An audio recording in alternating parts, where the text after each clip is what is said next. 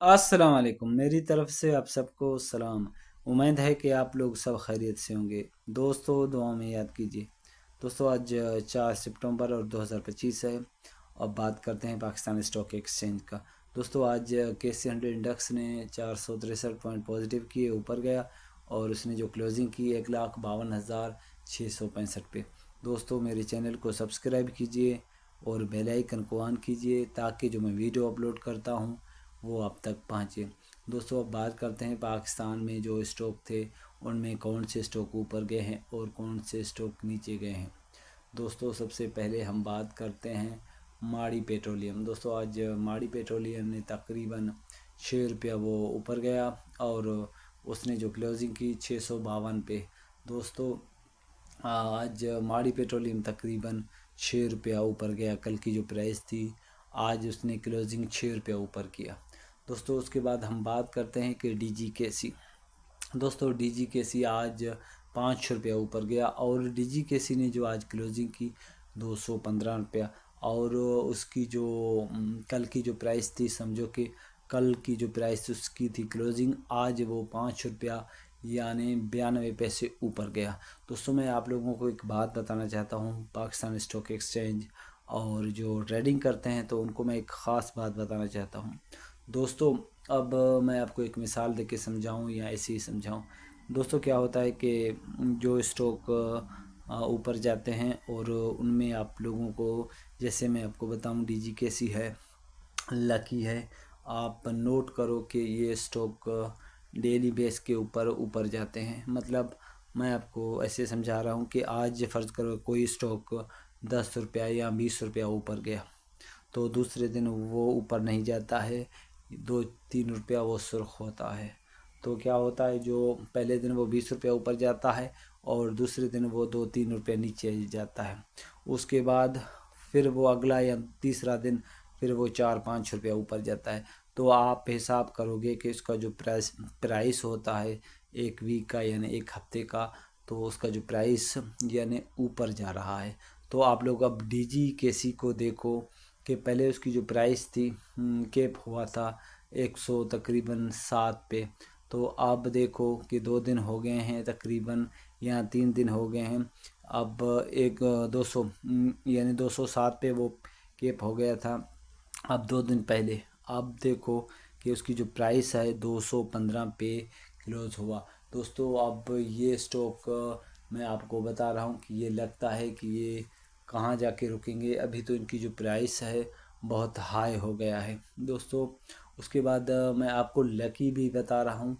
Lucky का जो price था आप लोगों ने देखा कि वो 300 को कैसे क्रॉस उसने किया, मतलब 400 को उसने कैसे क्रॉस किया। पहले उसकी जो प्राइस थी आप लोगों को पता है कि थोड़ा ही वक्त गुजर गया तो उसकी जो प्राइस थी 360-65 यानी 45। एक मंथ हो गया तो तकरीबन अब इसकी जो प्राइस है 450 हो गया, यानी 100 रुपया लकी ऊपर गया। अगर आप लोग नोट करते हो या आप उसकी जो चार्ट खोल के देखो कि उसकी जो पहले उसकी जो प्राइस क्या थी, वो दिन ब दिन उसकी जो प्राइस है ऊपर जा रहा है। अब कल उसकी जो प्राइस थी तकरीबन 440 थी, तो अब उसकी प्राइस आप लोग देखो कितना हो गया। उसकी जो प्राइस है वो ऊपर जा रहा है। दोस्तों अब इस महीने में तो जितने भी स्टॉक हैं वो सब ऊपर जा रहे हैं। दोस्तों अब लकी ने जो क्लोजिंग की 452। अब जो लकी का जो प्राइस है 452 और उसका जो आज तकरीबन 9 रुपया 74 पैसा ऊपर गया है लकी। दोस्तों उसके बाद मैं आपको बताऊं कि गेल गेल तकरीबन वो 2 रुपये ऊपर गया। लेकिन आप उसकी प्राइस को देखोगे तो वो उसकी 573 पे आ गया। तो समझो कि जो प्राइस है वो ऊपर जा रहा है। दोस्तों अटक रिफाइनरी आज 3 रुपया ऊपर गया लेकिन उसकी जो प्राइस है 660। दोस्तों अटक रिफाइनरी को तकरीबन बहुत टाइम हो गुजर गया, 2-3 महीने हो गए। इसकी जो प्राइस है इसी अराउंड पे घूमता है, 650, 60, 70, 75। पहले जो इसकी प्राइस 700 तक आता था 1-2 दिन में, तो अब 3 महीने हो गए हैं ये ऊपर नहीं जा रहा है। दोस्तों आज BNL कैप से उसकी जो कैप थी वो आज जो उसने ओपनिंग की तो आज ओपनिंग और क्लोजिंग की प्राइस सेम हो गया। BNL आज 108 पे क्लोज हुआ और वो हाई इसने एक समझो कि 114 के करीब आ गया हाई।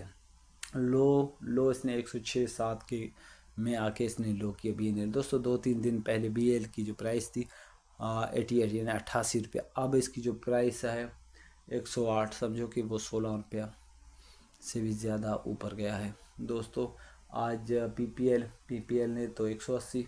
दोस्तों PPL और DG की प्राइस सेम थे।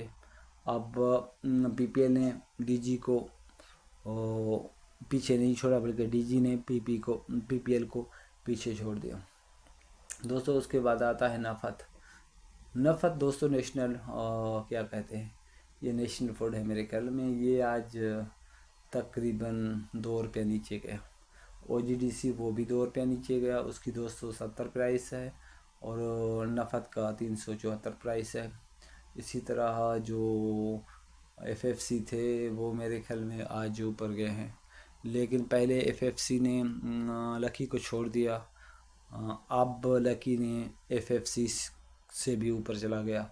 दोस्तों आज के लिए मैं आपको एक और बात बताना चाहता हूँ। मैं इंटरडे में ट्रेडिंग करता हूँ, तो आज मैं आपको अपनी प्रॉफिट दिखा दूँगा, जो मेरे प्रॉफिट मैंने किया है। तो मैं आपको एक बात बताना चाहता हूँ, जो स्टॉक मार्केट में अगर आप लोग इंटरडे में ट्रेडिंग करते हो तो इसमें वक्त का ज़रूरी है। सारा वक्त यानी जो सारा दिन है ना, वो स्टॉक की जो प्राइस होते हैं ना वो नहीं चलते हैं। सुबह के टाइम पर समझो कि 10 के करीब, 10 से थोड़ा पहले ऊपर जाते हैं, फिर वो जो क्लोजिंग से समझो कि 40-50 मिनट पहले वो उनका जो प्राइस है वो उनमें कुछ यानी मूवमेंट आता है। दोस्तों मैं आपको एक बात और बताना चाहता हूँ। आप देखो कोई स्टॉक रुका हुआ है, आप उसकी वेट में हो कि वो ऊपर जाए। मैं आपको बताऊँ तो सारा दिन वो वहीं पे घूम रहा है, 1 रुपया ऊपर जा रहा है, नीचे ऊपर ऐसे अराउंड घूम रहा है। उसके बाद क्या होता है, जब टाइम नज़दीक आता है क्लोजिंग की टाइम, समझो कि उसमें 1 घंटा समझो या 45 मिनट समझो, यानी कि जो मार्केट का टाइम नज़दीक आ रहा है ख़त्म होने का, तो उस स्टॉक में एक मूवमेंट आएगा। जो मूवमेंट ऐसा आएगा कि उसकी जो प्राइस है वो गिरेगा। दोस्तों उसकी जो प्राइस है वो नीचे आएगा।